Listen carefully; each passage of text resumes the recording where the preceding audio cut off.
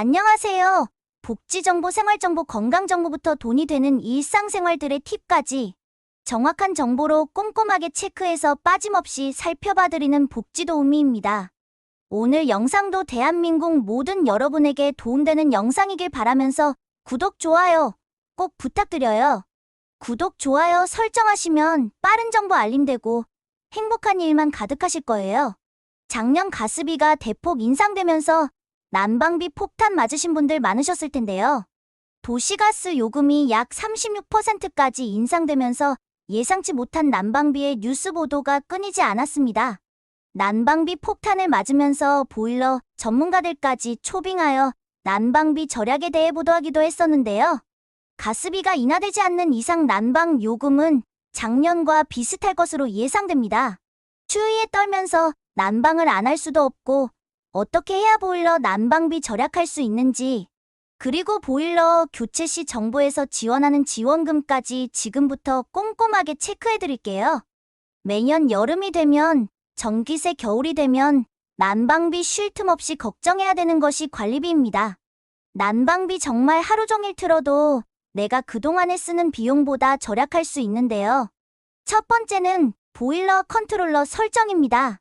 보일러 온도 조절기에는 보통 4가지 모드가 있는데요. 실온 모드, 온돌 모드, 예약 모드, 외출 모드, 이 4가지 외에 기기별로 온수 모드가 추가되는 조절기도 있습니다. 보통 많이 알고 있는 실온 모드와 온돌 모드, 이 2가지 모드에서 비용이 확연히 차이가 나기도 하는데요.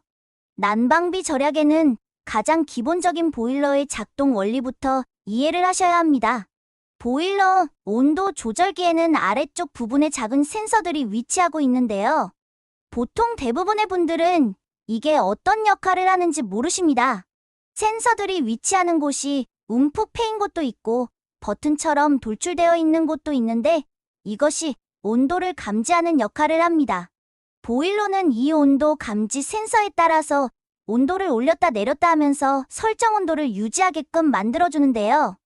예를 들어 실온으로 25도를 설정하시면 센서가 실내 온도가 25도를 맞추기 위해서 보일러가 계속 돌아가신다고 생각하시면 됩니다.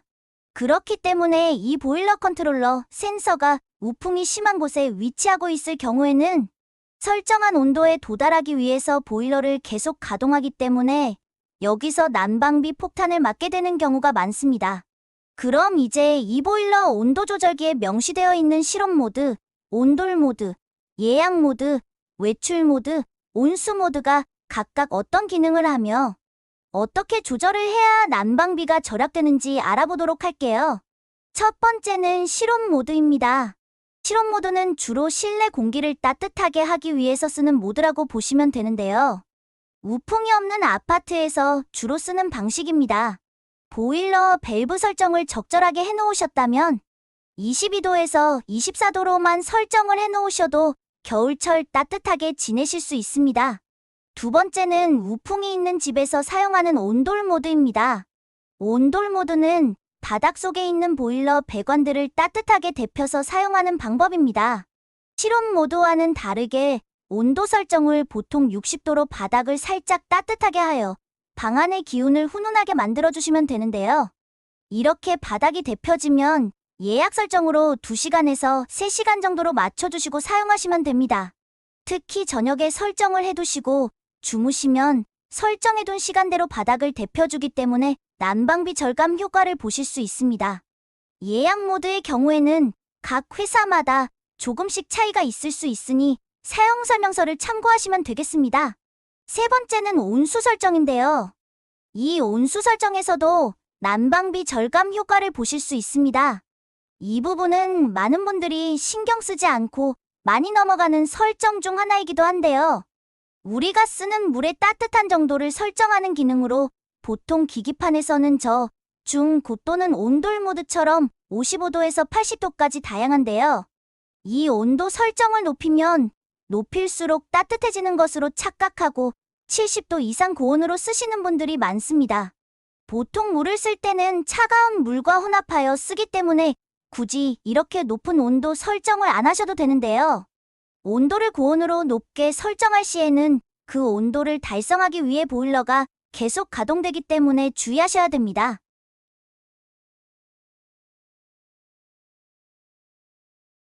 마지막 네 번째는 외출 모드입니다.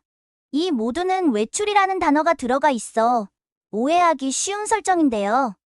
외출할 때 설정해야 되는 온도라고 생각하여 하루 이틀 집을 비우실 때 이 모드로 해놓으시고 집을 비우면 큰일 납니다.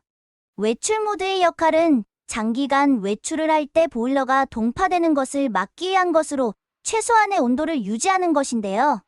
최소한의 온도를 유지하는 것이기 때문에 하루 이틀 집을 비우고 돌아왔을 때는 집안에 온기가 하나도 없을 수 있습니다. 이 말은 즉 낮아진 온도만큼 더 많은 양의 에너지가 소모된다는 뜻이기도 한데요.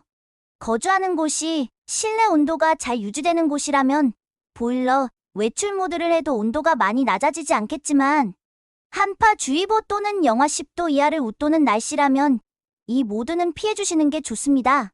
추운 겨울철 낮아진 온도만큼 다시 실내 온도로 돌아오기 위해서는 많게는 이틀 정도까지 걸린다고도 하는데요. 외출 모드보다는 설정 온도를 현재 온도보다 3도에서 4도 낮게 설정해 주시는 것이 난방비 절약의 팁이라고 합니다. 이외 겨울철 한파 때에는 안 쓰는 수건 또는 담요 등으로 보일러 배관을 감싸 동파되지 않게 관리하는 것도 중요한데요. 여분의 수건 등이 없을 경우에는 다이소 같은 곳에서 배관 보온재를 구매하셔서 감싸주는 것을 추천드립니다. 또한 다용도실 또는 외부 수도꼭지 등은 사용 후 탈탈 털어주시고 하수구에 물이 완전히 배수되었는지도 확인해 보셔야 합니다. 만약 이미 동파가 진행 중인 상태라면 상태를 잘 보시고 드라이기 같은 뜨거운 바람을 녹여주거나 심각할 경우 업체를 불러 빠른 대처가 필요합니다. 실내 온도의 경우에는 잘 유지하기 위하여 창문이나 문틀에 뽁뽁이나 블라인드, 커튼, 단열 필름을 설치해 주시는 것도 한 가지 방법인데요. 주기적으로 보일러 배관을 점검하여 관리해 주는 것도 중요합니다. 보일러는 사용기간이 늘어날수록 노후되기 마련이고 노후되면 효율이 떨어져 난방 효과는 낮아지는 반면 난방비는 많이 나오게 되는데요. 정부에서 지원하는 친환경 보일러 정부 지원금이라는 제도가 있어 일반 가정 10만 원, 저소득층 60만 원이 지원된다고 합니다. 10년 이상 된 노후 보일러를 교체한다면 최우선으로 지원하고 지자체 상황에 맞게 차순위 대상자를 선정하는데요. 노후 보일러는 친환경 보일러로 교체하면 질소산화물을 약 87%, 이산화탄소는 약 19% 줄일 수 있다고 합니다. 가장 중요한 이득은 가스비 감소인데요. 21년 통계에 따르면 연간 최대 44만 원 절감되었다고 합니다. 보일러 교체 보조금은 지자체 보조금이기 때문에 예산 소진 시에는 신청이 불가할 수도 있는데요. 자세히 보기란 또는 고정 댓글에 링크 또는 검색창에 가정용 보일러 인증 시스템이라고 검색하셔서 거주 지역 지자체를 검색하여 문의 또는 신청하시면 되겠습니다. 오늘은 겨울철 가스비, 난방비 걱정 고민이신 분들을 위해 난방비 절약 팁에 대해서 공개했는데요.